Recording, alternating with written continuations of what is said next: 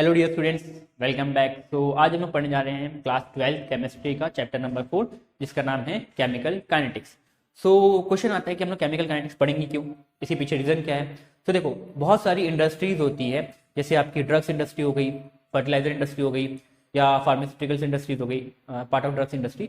और अगर हम देखें तो जैसे आपका फर्टिलाइजर प्लांट्स होता है, तो जैसी ये सारी इंडस्ट्रीज में होता क्या है कि सारी इंडस्ट्रीज में केमिकल का यूज़ करते हैं हम टू मेक प्रोडक्ट। हमको जो भी प्रोडक्ट बनाना है उसमें हम केमिकल का यूज़ करते हैं। फॉर एग्जांपल, जैसे हमको फर्टिलाइजर बनाना है, उसमें अमोनिया की जरूरत पड़ती है, बिकॉज प्लांट्स जो होते हैं वो nitrogen as a mineral use करते हैं अपने फोटोसिंथेसिस प्रोसेस में, ठीक है। यानी अपनी ग्रोथ के लिए नाइट्रोजन को चाहिए होता है, और नाइट्रोजन मिलेगा अमोनिया से। तो फर्टिलाइजर में हमको अमोनिया बनाना होता है, और जो कि हमको पता है जिसमें रिएक्शन इन्वॉल्व होती है हेबर्स प्रोसेस की, यानी जो अमोनिया बनाते हैं हम हेबर्स प्रोसेस बनाते हैं। यानी बेसिकली हम देखें ड्रग्स इंडस्ट्रीज में क्या होता है, रिएक्शन होती है, उससे एक प्रोडक्ट मिलता है जिसको हम बोलते हैं ड्रग्स।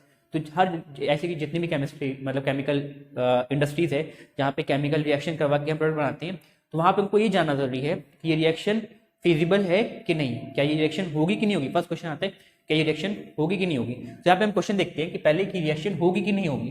तो रिएक्शन होगी या नहीं होगी कौन बताता है हमको, हमको बताता है गिब्स एनर्जी। तो इसका आंसर हमको देता है गिब्स एनर्जी। हमको पता है अगर डेल्टा जी की वैल्यू नेगेटिव होती है, यानी 0 से कम होती है, तो रिएक्शन स्पॉन्टेनियस होती है। स्पॉन्टेनियस रिएक्शन मतलब जो खुद ब खुद हो जाए, यानी अब कोई रिएक्शन होगी या नहीं होगी वो हम चेक कर सकते हैं यूजिंग गिब्स एनर्जी। अभी हमने पढ़ा था लास्ट चैप्टर में भी, इलेक्ट्रोकेमिस्ट्री में भी, और इसको हमने पढ़ा था क्लास 11 में भी, ठीक है, थर्मोडायनेमिक्स के अंदर। तो यहाँ पे हम देख सकते हैं कि ये चीज़ हम पहले पढ़ चुके हैं, तो इस पर डिटेल में बात नहीं करेंगे। तो हमारा पहला क्वेश्चन का आंसर कौन करता है, गिब्स एनर्जी, की कोई रिएक्शन होगी कि नहीं होगी, ठीक है। अच्छा, कोई रिएक्शन होगी तो कहाँ तक होगी, यानी मान लो हमको रिएक्शन में प्रोडक्ट चाहिए, कोई भी फाइनल एक रिएक्शन है A + B = C, उसको हमने फर्दर रिएक्ट कराया D के साथ, तो हमको मिला E। तो हमको ये प्रोडक्ट चाहिए। अब मान लीजिए रिएक्शन यहीं तक होती है, इसके बाद नहीं होती आगे, तो क्या हमको जो प्रोडक्ट चाहिए वो मिलेगा हमको इंडस्ट्री में, हम अचीव कर पाएंगे अपना गोल, नहीं कर पाएंगे ऑब्वियसली। तो यहाँ पे हम ये रिएक्शन हमारे लिए काम की नहीं है। तो कोई रिएक्शन कहाँ तक होगी, यानी कितना % होगी, वो हम कहाँ पढ़े थे, वो हमने पढ़ा था लास्ट टाइम इक्विलिब्रियम चैप्टर में। तो इक्विलिब्रियम जो है उसमें हमने ये सब बात की थी। तो बेसिकली हम बोलेंगे कि हाँ कोई रिएक्शन कहाँ तक होगी, वो हमको बताता है इक्विलिब्रियम, यानी एक्सटेंट ऑफ रिएक्शन हमको बताती है इक्विलिब्रियम कांस्टेंट केसी वाला, ठीक है, जो क्लास 11 में हमने पढ़ा है। अब हम बात करेंगे इफ अगर मान लो रिएक्शन होती भी है, हमारे काम की भी है, तो उसका रेट क्या होगा। अब मान लो कोई रिएक्शन है, हो रही है, यहाँ तक प्रोडक्ट बन रहा है, मगर उसको होने में ईयर्स लग रहे हैं, सालों लग रहे हैं, तो हमारे काम की है, मान लो ड्रग्स बनाना है। फॉर एग्जाम्पल कोरोना क्राइसिस आई है, कोरोना वायरस फैल गया, इन्फेक्ट हो गया पूरे कंट्री, उसमें अगर हमको ड्रग्स बनाना है और ड्रग्स बनाने में 4, 5, 6, 7 साल लग जाएंगे, तो क्या वो हमारे लिए इंपॉर्टेंट रहेगा, नहीं, क्योंकि तब तक में ऑलरेडी हम लोग के अंदर इम्यूनिटी डेवलप हो जाएगी, और हम उस ड्रग्स के अगेंस्ट, मतलब हम लोग उस वायरस के अगेंस्ट अपने अंदर ऑलरेडी एक सेल्स डेवलप कर चुके होंगे, तो हमारे लिए वो यूजफुल नहीं रहेगा उतना। ऑब्वियसली यूजफुल रहेगा बट कंपेरेटिवली वो कम रहेगा। सो हमको चाहिए ऐसा कुछ कि हम जो भी चाहे रिएक्शन करें वो रिएक्शन जल्दी हो जाए, है ना, नहीं हो तो हम कुछ सिचुएशन अल्टर करें और सिलेक्शन को जल्दी कराएं। तो बेसिकली हमारा एम जो होता है केमिकल काइनेटिक्स में वो होता है कि रेट ऑफ रिएक्शन हम निकाल सकें। तो इसको हम पढ़ते हैं केमिकल काइनेटिक्स में। केमिकल काइनेटिक्स में हम लोग पढ़ेंगे रेट ऑफ रिएक्शन क्या होता है, यानी रेट ऑफ रिएक्शन कितना तेजी से कोई रिएक्शन होगी। अब देखो, अगर हमको कोई भी चीज़ें बनानी है, जैसे कि इंडस्ट्री में हम प्रोडक्शन करते हैं किसी भी प्रोडक्ट का, तो रिएक्शन से के थ्रू हमको मिल रहा है। अब वो प्रोडक्ट कितनी तेजी से मिलेगा, कितना धीरे से मिलेगा, है ना। यानी अगर हमको अपना कॉस्ट बचाना है, अगर हम चाहते हैं कि हमको कॉस्ट कम बेयर करना पड़े और हमारा प्रोडक्ट जो हो वो फाइनली अच्छा मिले हमको, तो वहाँ पे हमको रेट ऑफ रिएक्शन बहुत इंपॉर्टेंट फैक्टर बन जाता है।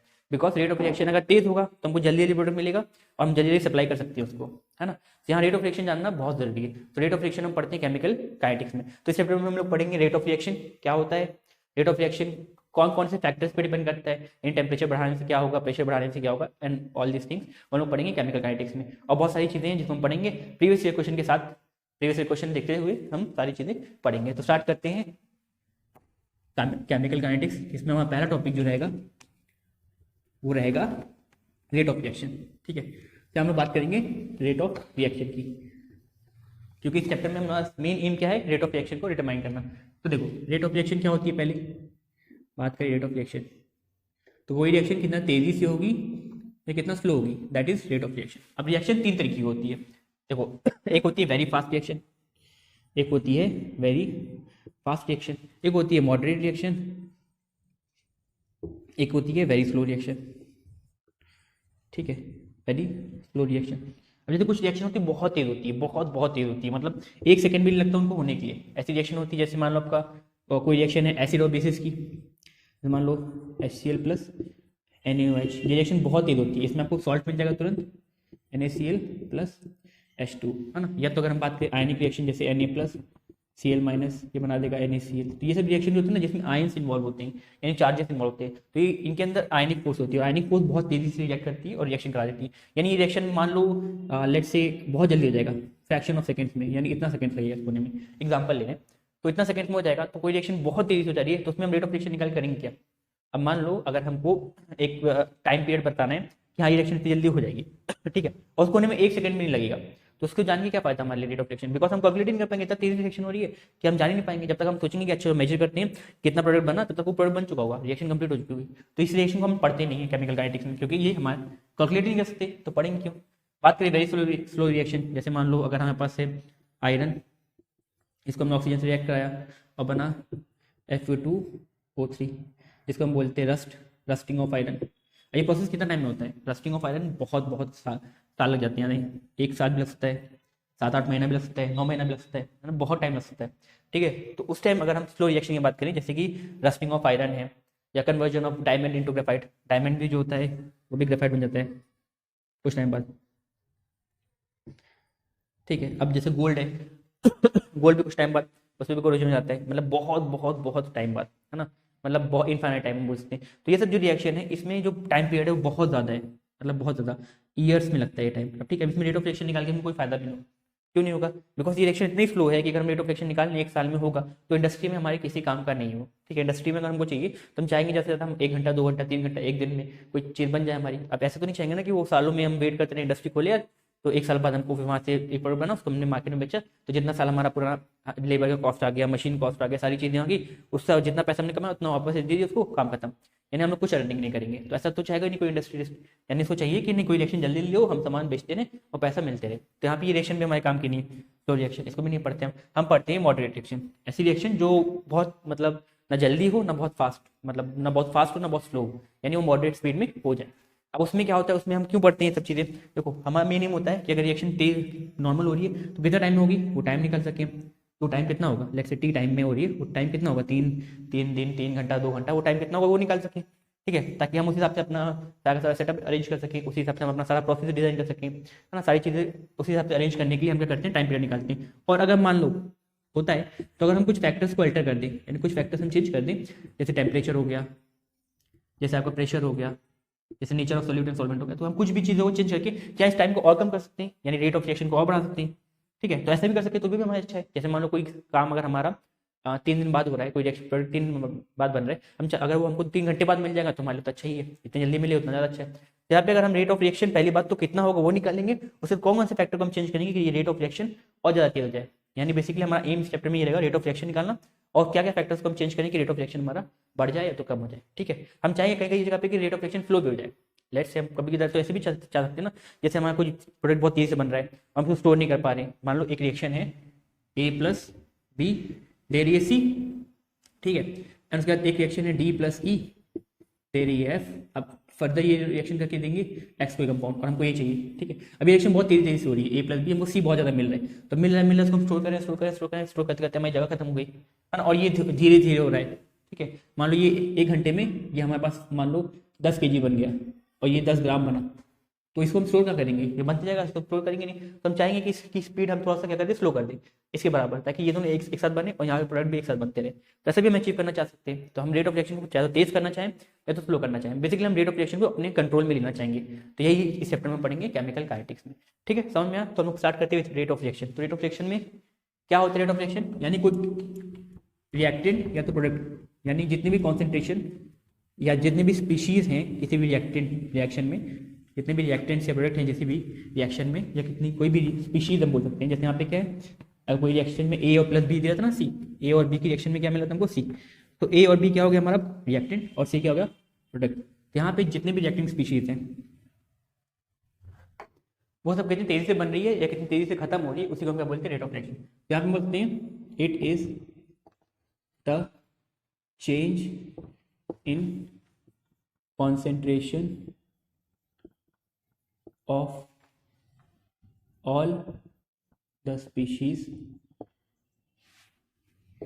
taking part in a chemical reaction with time. तो टाइम के साथ कितना तेजी से कोई चीज़ बन रही है, कितनी तेजी से कोई चीज़ कम हो रही है, उसे हम क्या बोलेंगे, रेट ऑफ रिएक्शन। जैसे मान लो Na है, ये कंबाइन किया Cl के साथ और बन रहा है NaCl।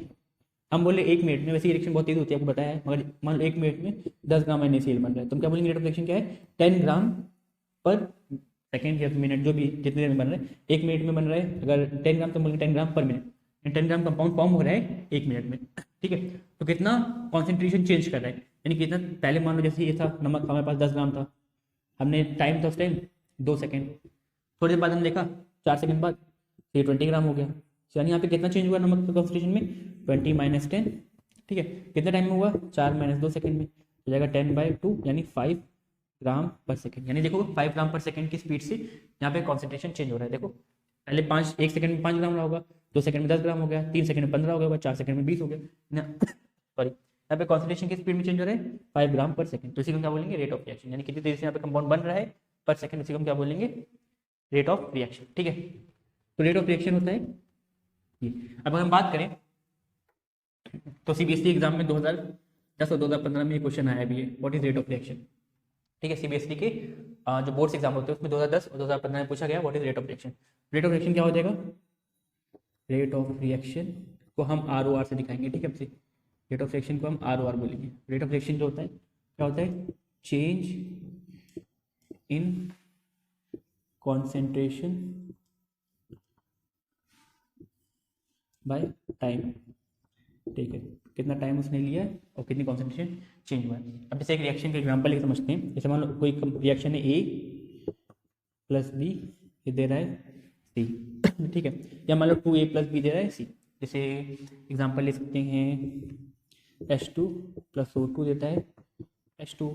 ठीक है, यहाँ पे इसको 2 कर देंगे तो ये जाएगा 2। ठीक है, तो ऐसा कुछ एग्जांपल है। देखो यहाँ पे A क्या है, हाइड्रोजन, B हो गया ऑक्सीजन, C हो गया H2। ठीक है, जैसे कोई भी रिएक्शन हम ले करेंगे, अभी बस बेसिकली समझ रहे हैं, इसके बाद हम रिएक्शन लेके कुछ एग्जांपल समझेंगे भी। ठीक है, ये सब हम समझेंगे भी विद एग्जांपल। अभी सिर्फ हम लोग प्रीवियस ईयर क्वेश्चन भी सॉल्व करेंगे, बस अभी सिर्फ समझ रहे हैं बेसिक्स क्या होता है। रेट ऑफ रिएक्शन जो होता है वो कैसे क्या हो जाएगा, rate of reaction, rate of reaction क्या हो, देखो या तो कितनी तेजी से रिएक्टेंट कम हो रहा है, इसलिए क्या हो जाएगा, रिएक्टेंट कम होंगे और प्रोडक्ट बनेगा।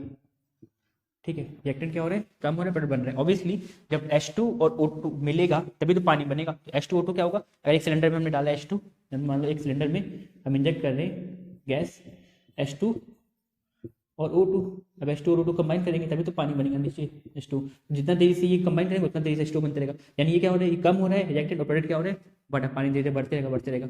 H2 और O2 क्या हो रहा है, कम हो रही है और वो कन्वर्ट हो रही है टू पानी। तो यहाँ पे अगर हम दिखाएंगे तो ये क्या हो रहे हैं, ये कम हो रहे हैं, यानी ये नेगेटिव होंगे, और ये क्या होगा, ये बन रहा है पॉजिटिव हो जाएगा। रेट ऑफ रिएक्शन में हम दिखाते हैं रिएक्टेंट का concentration, change in reactant, change in reactant का जाएगा final reactant minus initial reactant, ये हो जाएगा रिएक्टेंट तेजी से कम हो रहा है डिवाइड बाय टाइम। ठीक है, इसको हम दिखा सकते हैं rate of reaction minus R change in concentration divide by T, यानी कितना तेजी से रिएक्टेंट की कॉन्सेंट्रेशन चेंज हो रही है विद टाइम, इसी को हम क्या बोलेंगे, इसी को हम बोलेंगे रेट ऑफ रिएक्शन। अगर हम बात करें rate of reaction in terms of product, अब प्रोडक्ट क्या होगा, बन रहा है, ये फॉर्म हो रहा है, तो ये क्या होगा, पॉजिटिव हो जाएगा, product formation final minus product initial by time, तो हो जाएगा rate of change of product bye time. अब चेंज को दिखाते हैं हम जनरली डेल्टा से, चाहे तो आप लिख सकते हो डेल्टा P और डेल्टा R। ठीक है, इसको हम डेल्टा से दिखाते हैं। ठीक है, यहाँ पे कितनी तेजी से प्रोडक्ट बन रहा है, कितनी तेजी से रिएक्शन कम हो रहा है, ये होता है रेट ऑफ रिएक्शन। अब कोई हम जनरल बात करें, जैसे मान लो हमारे कोई रिएक्शन है, वही वाली H2 + O2 दे रहा है 2H2, जैसे एग्जांपल लेना है। ठीक है, यहाँ पे ये रिएक्शन भी आयनिक रिएक्शन बहुत तेजी से होगी, पर जस्ट एग्जांपल के तौर पे ले रहे हैं। तो H2 + O2 क्या दे रहा है, 2H2। तो यहाँ पे रेट ऑफ रिएक्शन क्या हो जाएगा, देखो रेट ऑफ रिएक्शन हो जाएगा, यहाँ पे H2 कितनी तेजी से कम हो रहा है, तो rate concentration of H2, change of concentration of H2, तो डेल्टा से दिखा सकते हैं change of concentration of H2 by कितना टाइम ले रहे हैं। ठीक है, इज इक्वल्स टू यहाँ पे O2 change of concentration of O2 by time, यहाँ पे change of formation of H2 यानी change in the concentration of H2 with time. अब देखो ये दोनों है रिएक्टेंट, ये दोनों जाएंगे नेगेटिव और ये प्रोडक्ट पॉजिटिव हो जाएगा। रिएक्टेंट क्योंकि कम होते हैं, इनकी कॉन्सेंट्रेशन कम होती है, इसलिए इनको हम नेगेटिव लगा देते हैं ताकि फाइनल आंसर हमारा पॉजिटिव आ जाए। जैसे एग्जाम्पल लिए समझते हैं, जैसे H2 पहले था 10 ग्राम और O2 था पहले 10 ग्राम और उस टाइम पानी था 0 ग्राम, ठीक है। और थोड़ी देर बाद H2 हो गया 5 ग्राम, ये हो गया 5 ग्राम और पानी कॉन्सेंट्रेशन हो गई 5 ग्राम, ठीक है। यहाँ पे अगर हम देखें तो चेंज इन कॉन्सेंट्रेशन कितना है, फाइनल कॉन्सेंट्रेशन कितना है H2 का 5, इनिशियल कितना था 10 स्टार्टिंग में, जैसे ये मान लो 0 टाइम पे ये 1 1 सेकंड बाद, तो फाइनल कितनी है 1 5, इनिशियल कितनी है 10, इधर पे टाइम लगा 1 सेकंड, ठीक है। तो कितना आ गया कॉन्सेंट्रेशन 5 - 10 -5 बाई 1 यानी -5, ठीक है। इसका कितना आएगा देखो 5 माइनस फाइनल कितनी है 5, इनिशियल कितनी है 0 बाई टाइम 1, इसका +5। अब देखो इसका -5 है, इसका +5 है, तो ये माइनस ना है, इसके लिए हम क्या करते हैं बाहर नेगेटिव लगा देते हैं। नेगेटिव लगाने से क्या हो जाएगा, ये नेगेटिव नेगेटिव पॉजिटिव हो जाएगा, तो यहाँ पे भी 5 आ जाएगा आंसर, यहाँ भी 5, यानी रेट ऑफ रिएक्शन हम चाहे रिएक्टेंट से निकालें या प्रोडक्ट से निकालें, हमारा आंसर सेम है। इसके लिए हम क्या करते हैं रिएक्टेंट के आगे नेगेटिव लगा देते हैं, समझ में, हटा देते हैं यहाँ से, ठीक है। तो ये होता है, इसलिए हम नेगेटिव करते हैं। मगर मान लो क्वेश्चन में, ये तो जैसे नॉर्मल केस है, मान लो क्वेश्चन में अगर रिएक्टेंट आ जाएगा, यानी किसी भी रिएक्टेंट या किसी भी प्रोडक्ट में अगर स्टोइकियोमेट्रिक कोएफिशिएंट आ गया, जैसे ये आता है ना कितने कितने मॉलिक्यूल हैं H2O के, ये बताता है ना, ये होता है स्टोइकियोमेट्रिक कोएफिशिएंट। यहाँ दो मॉलिक्यूल हैं H2 के और 2 मॉलिक्यूल हैं H2O के, ठीक है। तो इसके लिए हम क्या करते हैं, जब ऐसा कुछ आ जाए तो हम रेट ऑफ रिएक्शन का फॉर्मूला में क्या कर देते हैं, रेट ऑफ रिएक्शन, देखो अब इस टाइम H2 की 2 मोल जब मिलेंगे पानी से, जैसे H2 के 2 मॉलिक्यूल यानी हाइड्रोजन हाइड्रोजन जब 2 मिलेंगे ऑक्सीजन से, तब जाके कितना बनेगा, एक पानी, देखो 2 हाइड्रोजन के मॉलिक्यूल मिल रहे हैं एक ऑक्सीजन से, है ना, तो क्या बन रहा है पानी। यहाँ पे अगर हम देखें तो ऑक्सीजन एक ही चाहिए, हाइड्रोजन 2 चाहिए, है ना। तो यहाँ पे अगर रेट ऑफ रिएक्शन निकालेंगे तो हाइड्रोजन बहुत जल्दी जल्दी यूज हो रहा होगा as compare to oxygen, because hydrogen के 2 मॉलिक्यूल जब आएंगे ऑक्सीजन के एक मॉलिक्यूल, तब जाके एक प्रोडक्ट बनेगा। तो यहाँ पे इसको ऐसा बैलेंस करने के लिए करते हैं, जितना भी स्टोइकियोमेट्रिक कोएफिशिएंट होगा जिसका भी, उसको हम डिवाइड कर देंगे रिएक्टेंट के फॉर्मूला में। जैसे यहाँ पे रिएक्टेंट फॉर्मूला ये था रेट ऑफ रिएक्शन का, इसमें कर देंगे डिवाइड कर देंगे स्टोइकियोमेट्रिक कोएफिशिएंट से, जैसे 1/2। यहाँ पे देखो 1 है तो आप कुछ नहीं करेंगे, यहाँ पे ये भी 2 है तो इसलिए 1/2 करेंगे, ताकि अगेन रेट ऑफ रिएक्शन बराबर हो जाए। ये फाइनल फॉर्मूला है किसी भी रिएक्शन, जैसे यहाँ पे रिएक्टेंट क्या था ए, यहाँ पे जो भी स्टोइकियोमेट्रिक कोएफिशिएंट होगा -1/a कर देंगे। अगर यहाँ प्रोडक्ट में कुछ होता बी, तो लगा देंगे 1/b। तो जितना स्टोइकियोमेट्रिक कोएफिशिएंट होगा तो हम यहाँ पे स्टोइकियोमेट्रिक कोएफिशिएंट को क्या करते हैं, डिवाइड कर देते हैं अगर होता है रेट ऑफ रिएक्शन में। समझ में रेट ऑफ रिएक्शन क्या होता है, यानी रेट ऑफ रिएक्शन क्या होता है, change in concentration by time. अब change in concentration by time ये होता है रेट ऑफ रिएक्शन। कॉन्सेंट्रेशन को मैं लिखाते हैं, जैसे मान लो अगर बोला 5 मोल H2 है तो 5 मोल हम ऐसे लिखाएंगे। कॉन्सेंट्रेशन को कैसे लिखाते हैं, इन स्क्वायर ब्रैकेट में लिखाते हैं, और टाइम जैसे 2 सेकंड, ठीक है, तो हम ऐसे लिखाते हैं। ये concentration, rate of change of concentration of कोई भी मॉलिक्यूल है बाय टाइम, अगर कोई स्टोइकियोमेट्रिक कोएफिशिएंट इन्वॉल्व है तो उसको डिवाइड कर देते हैं 1/2, ठीक है। फाइनल फॉर्मूला कोई भी लिखना है तो लिख सकते हो, रेट ऑफ रिएक्शन का 1/2 स्टोइकियोमेट्रिक कोएफिशिएंट कोई भी है, इसके बाद change in concentration of reactant, है ना, या तो प्रोडक्ट, ठीक है। अब रिएक्टेंट होगा तो फिर नेगेटिव हो जाएगा, प्रोडक्ट होगा तो ये पॉजिटिव, ठीक है। तो ये फाइनल फॉर्मूला है रेट ऑफ रिएक्शन का। इसे बेसिक तो क्वेश्चन करते हैं तो कॉन्सेप्ट और क्लियर होगा। तो जैसे कि आपको ये बोर्ड पे क्वेश्चन दिख रहा है, फॉर द रिएक्शन 2N2O5 से बन रहा है 4NO2 + O2, तो the rate of formation of NO2 दिया है आपको, rate of formation of NO2, calculate the rate of disappearance of N2O5, तो N2O5 का डिसअपीयरेंस रेट निकालना है, फॉर्मेशन रेट दिया है, CBSE 2018 क्वेश्चन है, ठीक है। तो देखो रेट ऑफ रिएक्शन का फॉर्मूला को याद ही होगा, रेट ऑफ रिएक्शन का फॉर्मूला होता है 1/, stoichiometric coefficient change in concentration of reactant with change in time, है ना। अगर रिएक्टेंट है तो नेगेटिव हो जाएगा, प्रोडक्ट है तो ये पॉजिटिव हो जाएगा, delta P by delta T। तो ये प्रोडक्ट के लिए, ये रिएक्टेंट के लिए, और रेट ऑफ रिएक्शन। अब देखो क्योंकि ये सेम रिएक्शन है तो रिएक्शन सेम है, तो यानी ये जो कॉन्सेंट्रेशन जो होगा इनका चेंज वो भी सेम होगा। अब कॉन्सेंट्रेशन मतलब कि इनका जो रेट ऑफ डिसअपीयरेंस है और रेट ऑफ फॉर्मेशन वो भी सेम होगा। यहाँ पे जो रेट ऑफ रिएक्शन एक ही रिएक्शन का पार्ट है, ये दोनों आयंस या तो मॉलिक्यूल्स है जो भी बोलो, यहाँ पे जो 2 मॉलिक्यूल्स दिख रहे हैं N2O5 और N2, ये क्योंकि एक ही रिएक्शन का पार्ट है, यानी यहाँ पे जो रिएक्शन है इसी का पार्ट है, तो इनका रेट ऑफ रिएक्शन क्या हो जाएगा, बराबर हो जाएगा। रेट ऑफ रिएक्शन बराबर होगा, यानी rate of disappearance of N2O5 किसके बराबर होगा, rate of formation of NO2 के बराबर। तो यहाँ पे rate of disappearance of N2O5 कितना हो जाएगा, 1/, स्टोइकियोमेट्रिक कोएफिशिएंट कितना है इसका 2। अब देखो चेंज इन कॉन्सेंट्रेशन, यहाँ पे किसी कॉन्सेंट्रेशन जरूरी है N2O5 की बाय चेंज इन टाइम। अब यहाँ पे वो कितना हो जाएगा, ये आ जाएगा 1/, स्टोइकियोमेट्रिक कोएफिशिएंट इसका प्रोडक्ट का 1/4, यहाँ हो जाएगा change in concentration of NO2 bye time. अब देखो यहाँ पे कॉन्सेंट्रेशन जो दिया है वो दिया है, मतलब यहाँ पे क्वेश्चन में दिया है NO2 का रेट ऑफ फॉर्मेशन, तो रेट ऑफ फॉर्मेशन कितना दिया है, मोल्स पर सेकंड। आपको पता है रेट ऑफ रिएक्शन की यूनिट होती है कॉन्सेंट्रेशन पर यूनिट टाइम, तो कॉन्सेंट्रेशन को कितने लिखाते हैं, मोलर से, और टाइम को दिखाते हैं सेकंड से, तो इसकी यूनिट क्या देंगे, मोलर पर सेकंड। मोलर क्या होता है, moles per litre by second. तो ये चाहे ये यूनिट दे या क्वेश्चन में ये यूनिट दे, दोनों का मतलब सेम है। यहाँ पे रेट ऑफ फॉर्मेशन देगा या तो रेट ऑफ डिसअपेरेंस देगा या रेट ऑफ रिएक्शन देगा, तीनों की यूनिट क्या होगी, मोल्स पर सेकंड। तो कॉन्सेंट्रेशन यूनिट याद रखनी है मोलर पर सेकंड, ठीक है, मोलर पर सेकंड होती है, ठीक है। इसके बाद अगर हम बात करें, देखो यहाँ पे हमको क्या निकालना है, rate of disappearance of N2O5, यानी कितनी तेजी से कम हो रहा है ये निकालना है। तो यहाँ पे डिवाइड मिल जाएगा तो इंटू में जाएगा, तो minus N2O5 with respect to time कितना हो जाएगा, ये 2 डिवाइड में हो जाएगा तो मल्टीप्लाई में, तो 2/4 चेंज इन कॉन्सेंट्रेशन। अच्छा, rate of formation of N2O5 दिया है, rate of formation of sorry NO2 दिया है, rate of formation of NO2 कितना दिया है 2.8 × 10⁻³ मोलर पर सेकेंड। यहाँ से कट जाएगा 2 2 4, ये कटेगा 2 1 2, 2 4 8, तो 1.4। यहाँ पे rate of disappearance of N2O5 कितना हो जाएगा, 1.4 × 10⁻³ मोलर पर सेकेंड, ठीक है। तो ये आपका आंसर है। अब ये माइनस में आ रहा है क्योंकि देखो ये माइनस में आ रहा है, इसका मतलब क्या है कि ये डिसअपेयर हो गया, यानी ये कम हो रहा है, इसलिए शो कर रहा है बस नेगेटिव साइड से, ठीक है। इसको लगाओ ना लगाओ कोई मतलब नहीं, बस इसमें मैग्नीट्यूड से मतलब होता है। तो होप तो समझ में आएगा क्वेश्चन। आगे बढ़ते हैं, चाहे तो नोट कर सकते हैं। तो अब हम बात करेंगे what are the factors that affects rate of reaction, यानी factors affecting rate of reaction, यानी कौन कौन से फैक्टर है जिन पे रेट ऑफ रिएक्शन डिपेंड करती है। तो पहला है नेचर ऑफ स्पीशीज, यानी जो वहाँ पे रिएक्टेंट्स हैं या तो प्रोडक्ट जो बन रहा है, यानी जो जो रिएक्टेंट इन्वॉल्व हैं रिएक्शन में, उनका नेचर कैसा है, यानी वो कैसा नेचर के हैं। जैसे एग्जांपल ले लें, अभी जैसे हमारे पास है सोडियम सॉलिड फॉर्म में और क्लोरीन गैसियस फॉर्म में, तो जो यहाँ पे रिएक्शन होगा NaCl बनेगा, वो स्लो बनेगा as compare to sodium gaseous form में है और क्लोरीन भी गैसियस फॉर्म में। यहाँ पे रिएक्शन तेज होगी, यहाँ रेट ऑफ रिएक्शन ज़्यादा होगा सेकंड वाले का रेट ऑफ रिएक्शन फर्स्ट वाले से, यानी इसका रेट ऑफ रिएक्शन तेज होगा। ऐसा क्यों हुआ, बिकॉज दोनों केस में सोडियम और क्लोरीन ही रिएक्ट कर रहे थे, मगर पहले वाले में सोडियम सॉलिड फॉर्म में था, दूसरे वाले में गैसेस था। अब वो गैसेस में क्या होता है कि मॉलिक्यूल्स के बीच में बहुत स्पेस होती है, ठीक है। मान लीजिए सोडियम के मॉलिक्यूल के बीच में बहुत गैस है एज कम्पेयर टू जो सोडियम के मॉलिक्यूल है सॉलिड फॉर्म में, ठीक है, सॉलिड फॉर्म में,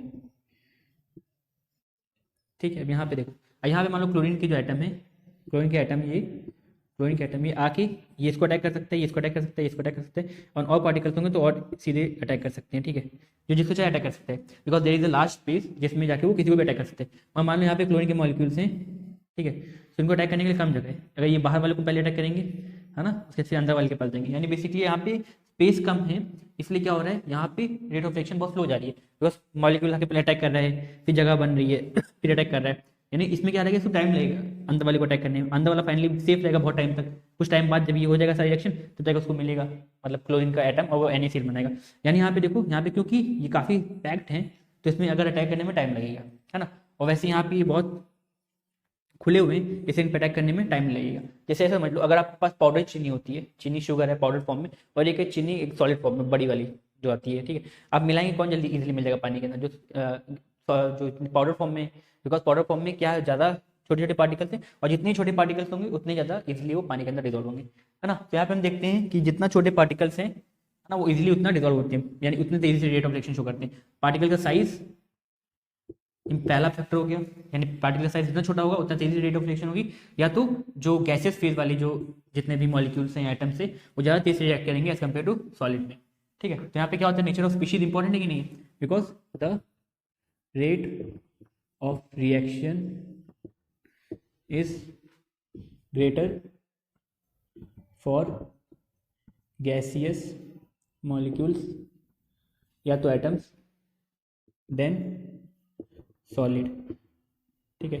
सॉलिड वाले सबसे कम रेट ऑफ रिएक्शन की बात करें तो सबसे ज़्यादा गैसियस का होता है, इसके बाद लिक्विड का होता है, फिर फाइनली सॉलिड का होता है, यानी सॉलिड बहुत लेट रिएक्ट करेगा एज कम्पेयर टू गैसेस बहुत तेज रिएक्ट कर लेते हैं, ठीक है। इसी तरह अगर हम बात करें पाउडर फॉर्म में, तो पाउडर यानी स्मॉलर जो होगा, smaller is the size of reactant species, जितना ज़्यादा छोटा साइज होगा the faster is rate of reaction, जितना ज़्यादा स्मॉलर साइज होगा उतनी ज़्यादा रेट ऑफ रिएक्शन तेज होगी, जितना बड़ा साइज होगा उतनी ज़्यादा कॉम्प्लिकेटेड होगी। तो पहला फैक्टर ये है। दूसरा फैक्टर की बात करें तो टेम्परेचर, ठीक है, टेम्परेचर बढ़ाने से रेट ऑफ रिएक्शन बढ़ती है। अगर हम कोई भी चीज़ को रिएक्ट कराने, मान लो अगर हमारे पास कोई गर्म पानी है, ठीक है, गर्म पानी है एक तरफ ठंडा पानी है, ठीक है, और दोनों में हम शुगर ऐड कर रहे हैं, ठीक है, दोनों में हम शुगर ऐड करें तो क्या लगता है सबसे जल्दी शुगर किसमें घुल जाएगी, यानी किसमें डिजोल्व ज़्यादा तेज से होगी, या किसमें रिएक्शन तेज से होगा? ज़्यादातर तेज रिएक्शन होगा जो हॉट वाटर है, यानी टेम्परेचर जहाँ ज़्यादा होता है वहीं पे रिएक्शन की स्पीड क्या हो जाती है, ज़्यादा हो जाती है। तो दूसरा फैक्टर ये टेम्परेचर। तो टेम्परेचर बढ़ाने से रेट ऑफ रिएक्शन क्या होती है, बढ़ती है। So on increasing temperature rate of reaction increases, rate of reaction बढ़ती है टेम्परेचर बढ़ाने से, ठीक है। तीसरा फैक्टर क्या है? तीसरा फैक्टर है कैटलिस्ट, या तो कॉन्सेंट्रेशन बोल सकते हैं। तो पहले कैटलिस्ट देख लेते हैं। तीसरा फैक्टर होता है कैटलिस्ट। तो कैटलिस्ट क्या करता है? कैटलिस्ट का काम ही ये होता है कि वो रेट ऑफ रिएक्शन को क्या कर दे, बढ़ा दे। वो कैसे कर सकता है? मान लो कोई रिएक्शन है, वो जैसे प्लेटिनम है, वो भी कैटलिस्ट है। वो क्या करता है? सरफेस प्रोवाइड करता है, लार्ज सरफेस, जैसे मॉलिक्यूल्स आके चिपक जाते हैं, एब्जॉर्ब हो जाते हैं। एब्जॉर्ब होने के बाद फिर कोई भी रिएक्टिंग स्पीशीज है वो फाइनल आके इससे रिएक्ट कर सकती है। अगर ज़्यादा स्पेस मिल जाएगा रिएक्ट करने के लिए तो वहाँ पे क्या है, रिएक्शन तेज हो जाएगी। तो कैटलिस्ट कोई भी ऐसे सब्सटेंस होते हैं जो बिना रिएक्शन में पार्टिसिपेट किए क्या कर दी, रिएक्शन को कंप्लीट करा दी, रिएक्शन की स्पीड बढ़ा देंगे। रिएक्शन की स्पीड बढ़ाते हैं यानी कैटलिस्ट क्या करेंगे, रेट ऑफ रिएक्शन को बढ़ाएंगे। तो the catalyst increases rate of reaction without participating in it. तो बिना उसमें पार्टिसिपेट किए हुए कैटलिस्ट रेट ऑफ रिएक्शन को बढ़ा देते हैं। एंड फोर्थ जो है लास्ट है वो कॉन्सेंट्रेशन। कॉन्सेंट्रेशन अगर हम बढ़ाते हैं, कॉन्सेंट्रेशन अगर हम बढ़ाते हैं तो रेट ऑफ रिएक्शन क्या होगी, बढ़ेगी। जैसे अगर हम आपको बुक में ग्राफ भी दिया है, कॉन्सेंट्रेशन बढ़ा रहे हैं टाइम के साथ साथ तो रेट ऑफ रिएक्शन बढ़ती है। रेट ऑफ रिएक्शन क्या हो रही है, बढ़ेगी। देखो यहाँ पे रिएक्शन की स्पीड क्या हो रही है, बढ़ रही है। ऐसा क्यों होता है? देखो अगर हमारे पास मान लो पानी है, ठीक है, उसमें वो कुछ मिलाना है, लेट्स से एसिड मिलाना है, जो कोई भी कंपाउंड है, ठीक है, वो मिला रहे हैं। अब जितना ज़्यादा मिलाएंगे उसका कॉन्सेंट्रेशन जितना ज़्यादा बढ़ेगा, उसमें आयन जितने ज़्यादा बढ़ेंगे H+ की, उतने ज़्यादा क्या होगा, रिएक्शन और तेज होती है, और तेज होती है। जितनी ज़्यादा स्पीशीज होंगी रिएक्शन करने के लिए उतनी ज़्यादा क्या होगी, इसकी स्पीड बढ़ेगी। तो कॉन्सेंट्रेशन बढ़ाएंगे तो रेट ऑफ रिएक्शन क्या होगी, बढ़ेगी। तो on increasing concentration rate of reaction increases. तो रेट ऑफ रिएक्शन क्या होती है, इंक्रीज करती है कॉन्सेंट्रेशन को इंक्रीज करने से। तो ये 4 फैक्टर है जिन पे रेट ऑफ रिएक्शन डिपेंड करती है। हम लोग स्टार्ट करेंगे विद फर्स्ट फैक्टर कॉन्सेंट्रेशन से, उसको हम डीप में पढ़ेंगे, यानी रेट ऑफ रिएक्शन कैसे चेंज करती है कॉन्सेंट्रेशन चेंज करने से। फिर टेम्परेचर की बात करेंगे जिसमें आरएनएस फैक्टर के बारे में बात करेंगे, यानी रेट ऑफ रिएक्शन कैसे चेंज होती है टेम्परेचर चेंज करने से। यानी आरएनएस इक्वेशन जब हम पढ़ेंगे तो उसमें बात करेंगे कैसे रेट ऑफ रिएक्शन चेंज होती है टेम्परेचर चेंज करने से। अभी हम लोग बात करेंगे रेट लॉ का, तो रेट लॉ में पढ़ेंगे कैसे कॉन्सेंट्रेशन चेंज करने से रेट ऑफ रिएक्शन चेंज होती है। इन सिमिलर भी हम बात करेंगे सारी चीज़ की, ठीक है, चाहे तो नोट कर सकते हैं। फिर हम बात करते हैं कॉन्सेंट्रेशन की। तो अब हम बात करेंगे रेट लॉ की, ठीक है। यहाँ पे हम बात करेंगे रेट लॉ, इसको रेट एक्सप्रेशन भी बोलते हैं, ठीक है, दोनों सेम ही चीज़ होती है। इवन सीबीएसई में 2011 और 2012 में पूछा भी गया कि व्हाट इज रेट लॉ, ठीक है। तो रेट लॉ होता है क्या, इसकी डेफिनेशन में पूछी गई है, तो इसको याद रखना है।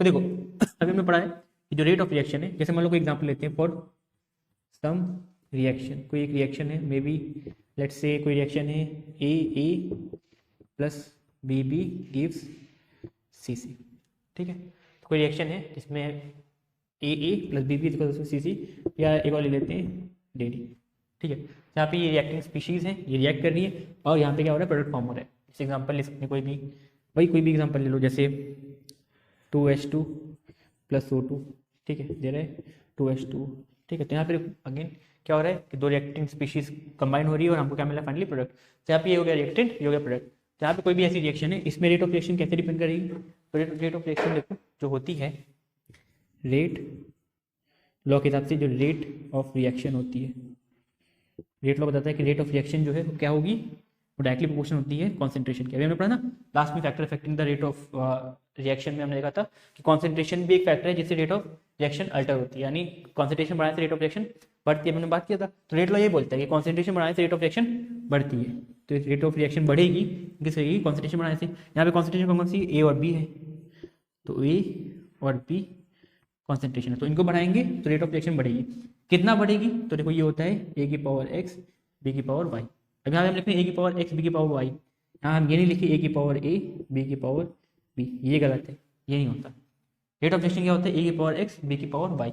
ठीक है, ऐसा क्यों होता है, देखो जो रेट ऑफ रिएक्शन है ये एक ऐसा चीज़ है जिसको हम थ्योरेटिकली नहीं निकालते, इसको हम एक्सपेरिमेंट से निकालते हैं। ये चीज़ें हम क्या निकालते हैं, एक्सपेरिमेंटली निकालते हैं। यानी कोई भी रिएक्शन है उसका ऑर्डर ऑफ रिएक्शन क्या होगा, यानी एक्स प्लस वाई की वैल्यू क्या होगी, यानी एक्स और वाई क्या हुआ, कितने पावर तक वो राइज करेगी, वो कौन बताता है, वो एक्सपेरिमेंट बताता है, ना कि हम इसको खुद से निकालते हैं।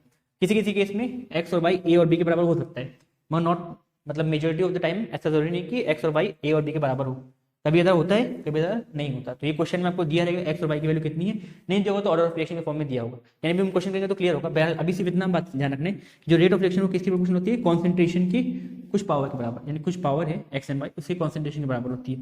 तो अगर इसको प्रोपोर्शनलिटी बढ़ाते हैं तो रेट ऑफ रिएक्शन कितना हो जाएगा, हो जाएगा कि एक कांस्टेंट आ जाएगा, प्रोपोर्शनलिटी हटाते हैं तो कांस्टेंट होता है कि ए की पावर एक्स बी की power Y.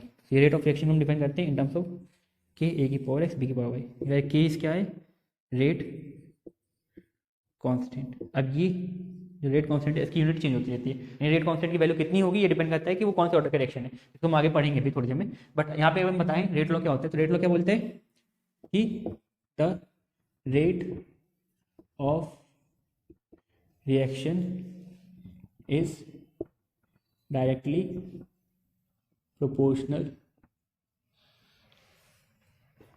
To the concentration of, देखो यहाँ पे रेट ऑफ रिएक्शन किसके प्रोपोर्शनल है, concentration of reacting species, concentration of reacting species. अब खाली कॉन्सेंट्रेशन प्रोपोर्शनल है, यहाँ पे एक्स और वाई भी तो है, तो ये क्या है, ये पावर है raised to the to some power कर सकते हैं इसको, सम पावर। ये पावर क्या होगी ये हमको एक्सपेरिमेंटली मिलेगा। ठीक है, यहाँ पे साफ साफ लिख भी लो नोट, देखिए कि जो ये पावर है एक्स और वाई, यानी द पावर्स में और may not be equal to their स्टोकियोमेट्रिक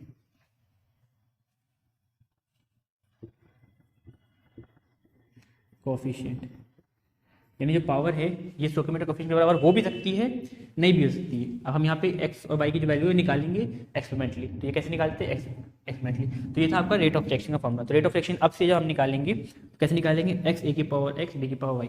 अब रेट ऑफ रिएक्शन का हमने एक और फॉर्मूला निकाला था, देखो रेट ऑफ रिएक्शन का एक और फॉर्मूला था अभी थोड़ी देर निकाला था कि जो रेट ऑफ रिएक्शन होती है वो क्या होती है, delta change in concentration of reactant या तो प्रोडक्ट, यहाँ पे जैसे लेट से रिएक्टेंट ले लें, ठीक है, change in concentration of reactant, ठीक है, विद टाइम, है ना, डेल्टा टी। यहाँ पे अगर चाहो तो 1 स्टोकियोमेट्रिक कोफिशिएंट है यहाँ पे ए का, तो ए हो जाएगा नेगेटिव, ये किसके बराबर हो जाएगा, यहाँ की ए की पावर एक्स बी की पावर वाई। अब यहाँ पे रिएक्टेंट लिख लो ज़्यादा सही रहेगा। तो ये होता है रेट, अभी हमने रेट ऑफ रिएक्शन निकाला था लास्ट में इस फॉर्मूले से, अब रेट ऑफ रिएक्शन का एक नया फॉर्मूला गया, तो यहाँ से हम इसको ये बोल सकते हैं जो रेट ऑफ रिएक्शन है वो इतनी होती है। ठीक है, चाहे तो नोट कर लें, देन फिर भी क्वेश्चन करेंगे तो और क्लियर होगा। इसके बाद बात आती है ऑर्डर ऑफ रिएक्शन। ठीक है, ऑर्डर ऑफ रिएक्शन क्या होता है, ऑर्डर ऑफ रिएक्शन। ठीक है, सो अभी हमने बात किया था रेट जो होता है, रेट ऑफ रिएक्शन कितना होता है, के ए की पावर एक्स बी की पावर वाई, है ना। तो यहाँ पे एक्स और वाई का सम कितना होगा, यानी x plus why he order of reaction होती है। क्या होती है, ऑर्डर ऑफ रिएक्शन। अब इसका यूज कहाँ है, कैसे है, सब कुछ समझेंगे। पहले एक बार डेफिनेशन लिख लेते हैं कि ऑर्डर ऑफ रिएक्शन क्या होती है, it is the sum of the power of concentration of reactant species is order of reaction। यही क्या होती है, ऑर्डर ऑफ रिएक्शन। जैसे फॉर ए प्लस बी कोई रिएक्शन है, सी बन रहा है, तो इसमें रेट क्या हो जाएगा, ए की पावर एक्स बी की पावर वाई। यहाँ पे एक्स प्लस वाई क्या है, ऑर्डर ऑफ रिएक्शन। ठीक है, अब इसे फायदा क्या है, देखो अब मान लो लेट्स एग्जांपल लेते हैं एक फर्स्ट ऑर्डर रिएक्शन है, फर्स्ट ऑर्डर रिएक्शन, कोई फर्स्ट ऑर्डर रिएक्शन है, ठीक है। तो इसमें या जीरो ऑर्डर रिएक्शन पहले स्टार्ट करते हैं, let's say zero order reaction है, जीरो ऑर्डर रिएक्शन। अगेन क्योंकि हमने बताया स्टार्टिंग में कि हम ये केमिकल काइनेटिक्स क्यों पढ़े, बिकॉज इसका इंडस्ट्रीज में यूज होता है। तो लेट्स से आपके पास कोई इंडस्ट्री है, ठीक है, किसकी है, कोई केमिकल प्लांट है, ठीक है, आपको सिंथेसाइज करना है, जैसे मान लो कोई एसिड बनाती हैं और एसिड को सर्व करती हैं फॉर स्कूल या तो किसी लैब में या कहीं कैटलिस्ट की तरह, यानी जो भी एसिड की डिमांड करता है आप उसको एसिड सर्व करते हैं, ठीक है। तो आपकी कंपनी किसकी है, एसिड मैन्युफैक्चर करते हैं आप लोग, ठीक है। तो जीरो ऑर्डर रिएक्शन है जैसे, तो इसमें क्या होगा, इसमें x प्लस वाई कितना हो जाएगा, जीरो। जीरो ऑर्डर रिएक्शन क्या होगा, x प्लस वाई जीरो हो जाएगा, ठीक है। अब यहाँ पे जीरो ऑर्डर रिएक्शन का एग्जांपल लेते हैं, जैसे H2 प्लस Cl क्या देता है, 2HCl। ये कैसी रिएक्शन है, ये जीरो ऑर्डर रिएक्शन है, ठीक है। जीरो ऑर्डर रिएक्शन का एग्जांपल है, यानी इसमें जो रेट होगा रिएक्शन का वो कितना होगा, k a की पावर x b की पावर y। यहाँ पे a कौन है, यहाँ a है H2, तो H2 की पावर x Cl2 की पावर y। अभी ऑर्डर ऑफ रिएक्शन है, थ्योरेटिकल कॉन्सेप्ट है, ये आप एक्चुअली में निकाल सकते हैं। तो चाहो तो नोट डाल के लिख लो, यहाँ नोट डाल के लिख सकते हो आप कि ऑर्डर इज कैलकुलेटेड एक्सपेरिमेंटली। आपको बताया लास्ट टाइम कि ऑर्डर को हम कैसे निकालते हैं, एक्सपेरिमेंटली निकालते हैं। इट कुड नॉट कैलकुलेट, इसको हम ऐसे नहीं कर सकते थ्योरेटिकली, यानी कोई फॉर्मूला हो कुछ हमने सोचा और निकाल लिया, तो ऐसा कुछ नहीं, इसको हम सिर्फ और सिर्फ एक्सपेरिमेंट से निकाल सकते हैं। तो यहाँ पे जब हमने इसका रेट निकाला तो आया कि H2 की पावर x Cl2 की power y according to rate law, ठीक है। और जब हमने एक्सपेरिमेंट किया फ्रॉम एक्सपेरिमेंटल डाटा, जो एक्सपेरिमेंटल डाटा थे यानी जो हमने एक्सपेरिमेंट किया उसके जो डाटा मिले हमको, उसके हिसाब से x प्लस वाई कितना था इस रिएक्शन के लिए, जीरो। x प्लस वाई कितना, जीरो, यानी x प्लस वाई जीरो है, यानी x भी जीरो है, y भी जीरो है। तो यहाँ रेट ऑफ रिएक्शन कितना हो जाएगी, k, further rate of reaction कितनी हो जाएगी, k H2 की पावर जीरो Cl2 की पावर जीरो। यहाँ पे किसी की पावर जीरो कितना होता है, 1, यानी k इंटू 1 कितना हो जाएगा, k, ठीक है, k बन गया। रेट ऑफ रिएक्शन कितनी होगी, रेट ऑफ रिएक्शन कितनी होगी, k। जीरो ऑर्डर रिएक्शन की रेट ऑफ रिएक्शन कितनी होगी, k। तो जीरो ऑर्डर रिएक्शन क्या होता है, द रिएक्शन इन विच, जिसमें अब वो कॉन्सेंट्रेशन है नहीं यहाँ पे, in which rate of reaction depends या does not depends, does not depend on, किस पे डिपेंड नहीं करता, कॉन्सेंट्रेशन ऑफ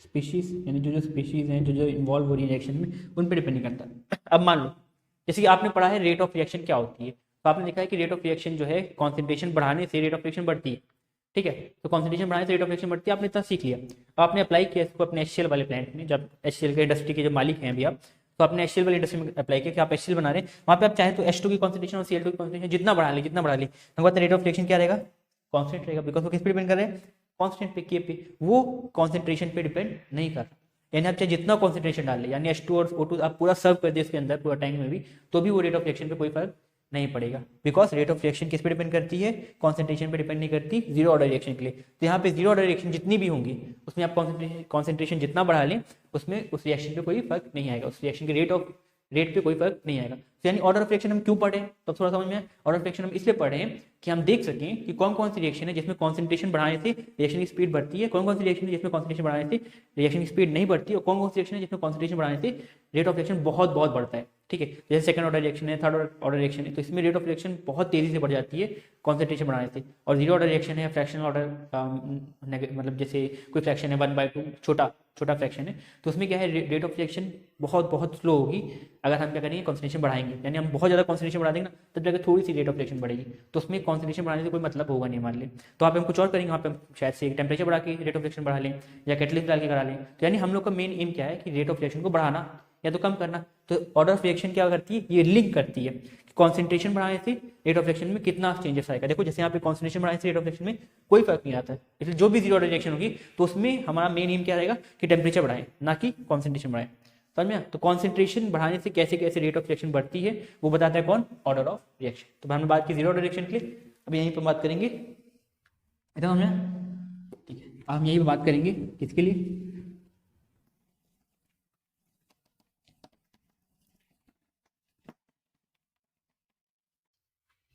अब यहाँ पे हम एग्जाम्पल लेके समझेंगे सारी ऑर्डर। ठीक है, तो पहला है जीरो ऑर्डर रिएक्शन जो भी हमने देखा है, दूसरा आ जाएगा हमारे लिए फर्स्ट ऑर्डर रिएक्शन। एक दो एग्जांपल याद रखिएगा, कभी तो एक नंबर पूछ लेता है एग्जांपल क्या हो सकते हैं, ये क्या कौन सी ऑर्डर की रिएक्शन है, तो इसलिए एक दो एग्जांपल याद रखना है। सेकेंड ऑर्डर रिएक्शन या तो फ्रैक्शनल ऑर्डर रिएक्शन।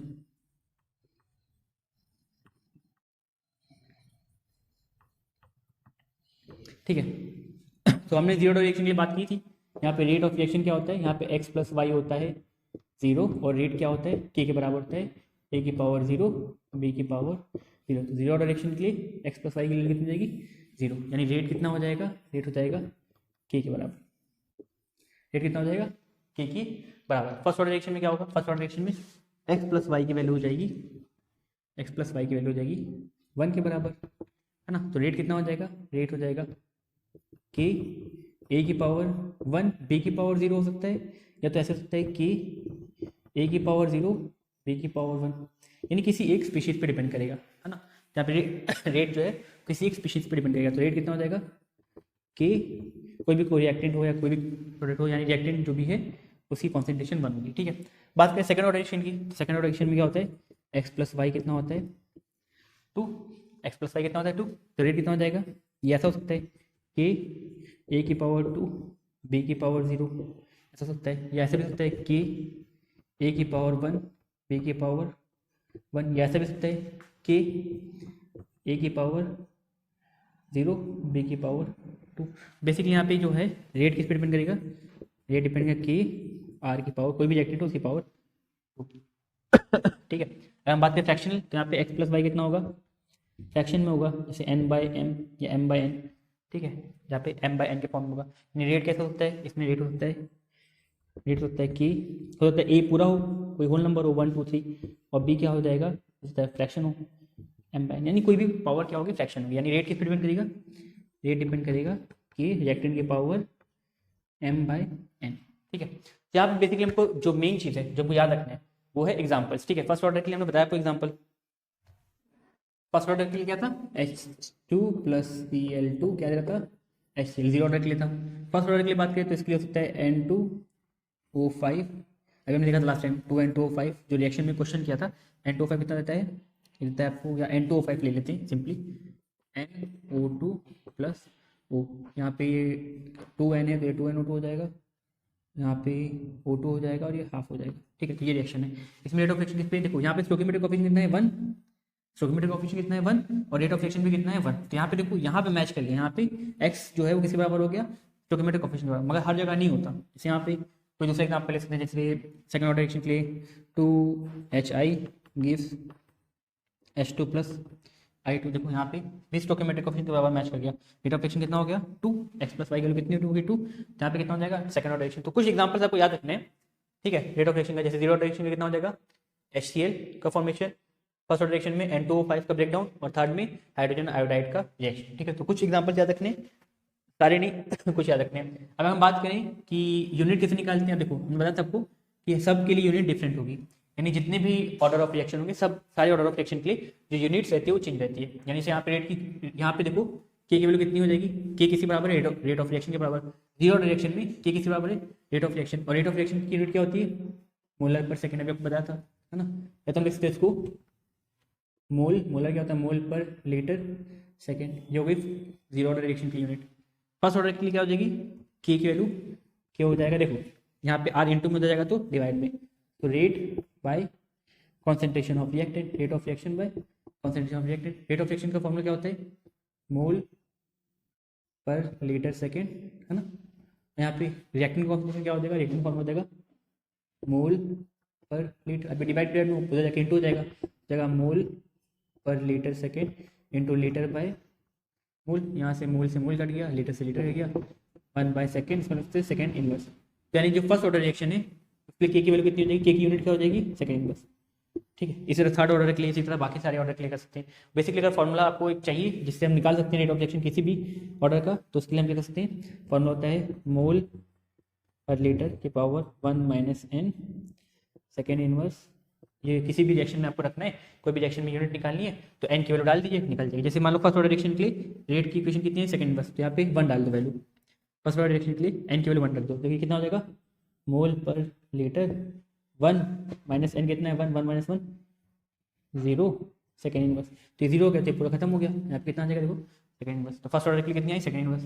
अगर हम बात करें कोई दूसरी let's say zero order reaction के लिए, तो जीरो ऑर्डर रिएक्शन में क्या हो जाएगा, फॉर्मूला होता है मोल पर लीटर की power 1 minus n second inverse. इसमें एन की वैल्यू डाल दो 0, जीरो ऑर्डर रिएक्शन के लिए एन की वैल्यू डाल दो 0 जाएगा, मोल पर लीटर 1 माइनस 0 1 माइनस 0 1 ही हो जाएगा, और सेकेंड इनवर्स। तो देखो क्या जाएगा, मोल पर लीटर सेकेंड इनवर्स लिखा जाएगा, तो मोल पर लीटर सेकेंड।